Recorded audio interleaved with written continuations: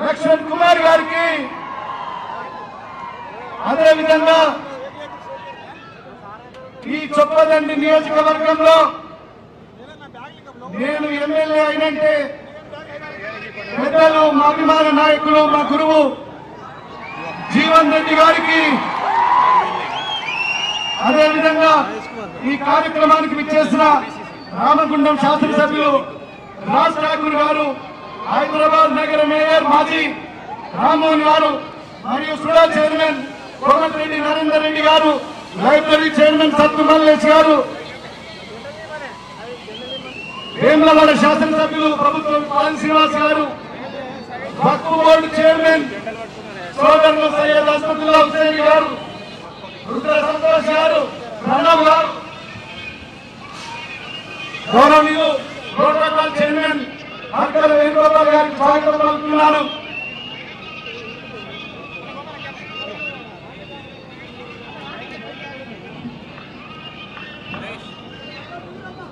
Congress party అధికారంలోకి వచ్చి ప్రజా ప్రభుత్వం ఏర్పడి 19 నెలలు కావస్తున్న సందర్భంగా ఈ దేశంలో ఏ రాష్ట్రంలో ఏ ప్రభుత్వం చేయని విధంగా కాంగ్రెస్ పార్టీ ప్రజా ప్రభుత్వం రేవంత్ రెడ్డి గారి నాయకత్వంలో అనేక సంక్షేమ పథకాలు చేపట్టింది.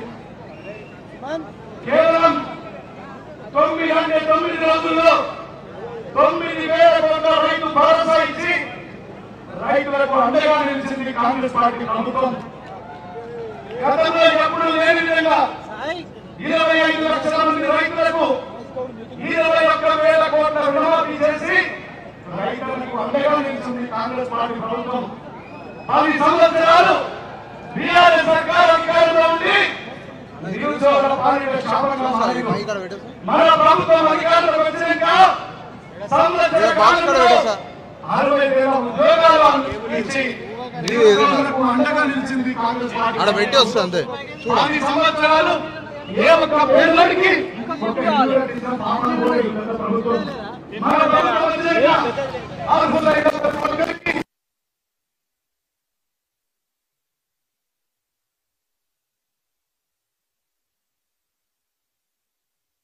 ప్రభుత్వం ఆర్టీసీ బస్సుల్లో ఉచిత ప్రయాణ సౌకర్యం కల్పిస్తుంది కాంగ్రెస్ పార్టీ ప్రభుత్వం. 500 రూపాయలకు గ్యాస్ సిలిండర్ ఇచ్చి పేదోడికి అండగా ఉంటుంది ప్రభుత్వం. ఇన్ని సంక్షేమ పథకాలు చేసినా 10 సంవత్సరాలు వాళ్ళు దోచుకున్న చాలక ఇంకా మన మీద కడుపు మంట. సంవత్సరం కాకముందే ఇలా ప్రభుత్వం మీద శాపనార్థాలు అనేక కుట్రలు చేస్తున్నారు. నేను ఒక్కటి అడుగుతున్నా, 10 సంవత్సరాలు ఈ చొప్పదండి నియోజకవర్గంలో టీఆర్ఎస్ పార్టీ అధికారంలో ఉండి ఏం చేసింది? ఆనాడు కాంగ్రెస్ పట్టిన ప్రాజెక్టులు తప్ప ఎల్లంపల్లి ప్రాజెక్టు గాని, శ్రీరామ్ సాగర్ గాని, వరద కాలువ గాని, కాకతీయ కెనాల్ గాని ఏదైనా కాంగ్రెస్ పార్టీ ప్రభుత్వంలో కట్టిన కాలువలతోటే ఈ చొప్పదండి నియోజకవర్గానికి నీళ్లు వస్తున్నాయి. కానీ 10 సంవత్సరాలు పరిపాలించిన బీఆర్ఎస్ తోటి 1 ఎకరానికైనా మీరు ఇచ్చిందా? నేను నిన్ను ప్రెస్ మీట్లు అడిగినా 1 ఎకరానికైనా ఈ నియోజకవర్గంలో కొత్తగా ఆయకట్టేస్తే నేను ముక్కు నేలకు రాస్తానని చెప్పి నేను చెప్పిన. ఇవాళ మళ్ళీ చెప్తున్నా, ఈ రాష్ట్ర ప్రభుత్వ సహకారంతో, ముఖ్యమంత్రి రేవంత్ రెడ్డి గారి సహకారంతో, ఇరిగేషన్ మంత్రి ఉత్తమ్ కుమార్ రెడ్డి గారి సహకారంతో వచ్చే కొద్ది రోజుల్లోనే నారాయణపూర్ రిజర్వాయర్ కు సంబంధించి ల్యాండ్ అక్విజిషన్ నిధులు విడుదల చేస్తాం. నారాయణపూర్ ఎత్తు పెంచుతాం, కుడి కాలువ పూర్తి చేస్తాం, ఎడవ కాలువ పూర్తి చేస్తాం, కొండగట్టు దేవాలయాన్ని కూడా అభివృద్ధి చేస్తాం. ఈ నియోజకవర్గానికి ఇప్పటికే రెసిడెన్షియల్ ఇంటిగ్రేటెడ్ రెసిడెన్షియల్ స్కూల్ వచ్చింది, అడ్వాన్స్డ్ ట్రైనింగ్ సెంటర్ వచ్చింది, ప్రభుత్వ డిగ్రీ కాలేజ్ మరో 2-3 రోజుల్లో రాబోతుంది. చొప్పదండి నియోజకవర్గాన్ని ఈ రాష్ట్రంలో ఒక మోడల్ కాన్స్టిట్యున్సీగా తీర్చిదిద్దడానికి నా శక్తి వంచన లేకుండా, నా చివరి ఊపిరున్నంత వరకు మీలో ఒక బిడ్డగా, మీకు సోదరుడిగా నా చివరి రక్త బొట్టు వరకు మీ సేవలో ఉంటానని చెప్పి మీకు అందరికీ నేను మాటిస్తూ, ఎవరు ఎన్ని కుట్రలు చేసినా అక్కడ అభివృద్ధిని అడ్డుకోవడానికి, ఎవరు ఎన్ని కుట్రలు చేసినా, ఎవరు అభివృద్ధి అడ్డుకున్నా ఊరుకునేది లేదు. ఈ నియోజకవర్గాన్ని అన్ని రంగాల్లో అభివృద్ధి చేసి మోడల్ కాన్స్టిట్యున్సీగా నిల్చోబెడతా అని చెప్పి మీ అందరికీ హామీస్తూ సమయం ఎక్కువ లేదు. ముఖ్య అతిథులు చాలా మంది వచ్చిండ్రు. ఇప్పుడు పెద్దలు జీవన్ రెడ్డి గారిని మాట్లాడవలసిందే కోరుతున్నాను.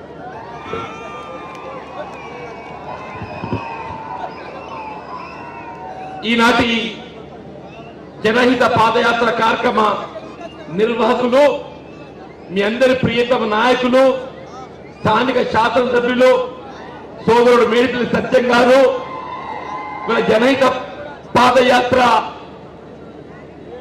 సభ అధ్యక్షులు, ప్రదేశ్ కాంగ్రెస్ అధ్యక్షులైనటువంటి మిత్రులు మహేష్ కుమార్ గౌడ్ గారు, ముఖ్య అతిథులైనటువంటి మన తెలంగాణ ప్రదేశ్ కాంగ్రెస్ ఇన్ఛార్జ్ అయినటువంటి సోదరి మీనాక్షి నటరాజన్ గారు, గౌరవ మంత్రివర్యులు మిత్రులు పొన్న ప్రభాకర్ గారు గతంలో ఈ పార్లమెంట్ సభ్యులుగా ప్రాతినిధ్యం వహించి ప్రస్తుతం బీసీ సంక్షేమ అట్లాగే రవాణా శాఖ మంత్రులుగా బాధ్యతలు నిర్వర్తిస్తున్న పొన్న ప్రభాకర్ గారు, అట్లాగే మా మిత్రులు